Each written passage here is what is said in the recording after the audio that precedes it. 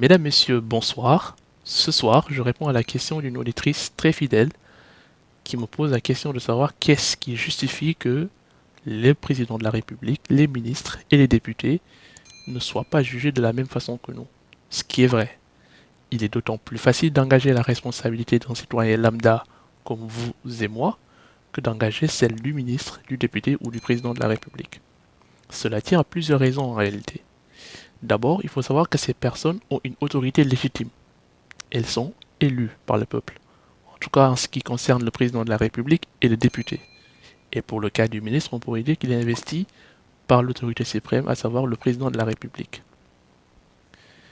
En outre, il faut savoir que ces personnes sont les décideurs publics de notre vie politique, sociale, économique, de tous les jours. Et qu'en cela, engager leurs responsabilités serait paralyser la gestion gouvernementale de notre pays.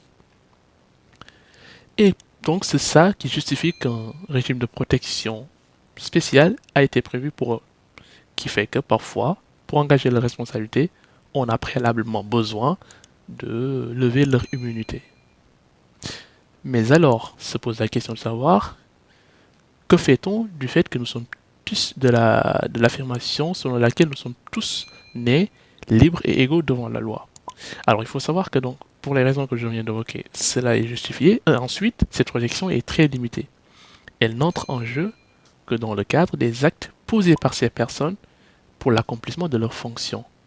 Si ça sort du cadre de leurs fonctions, vous pouvez engager la responsabilité comme vous le ferez avec n'importe quel individu.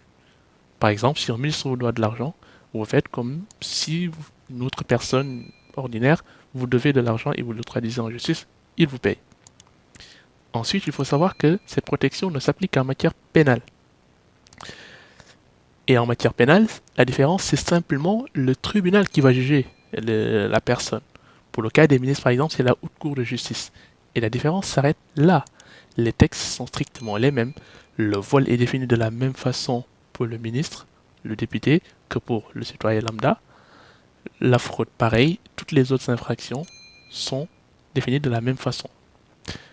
Donc cette protection qui semble supérioriser ces personnes n'est en réalité qu'un moyen pour eux de gérer leurs fonctions de façon libre.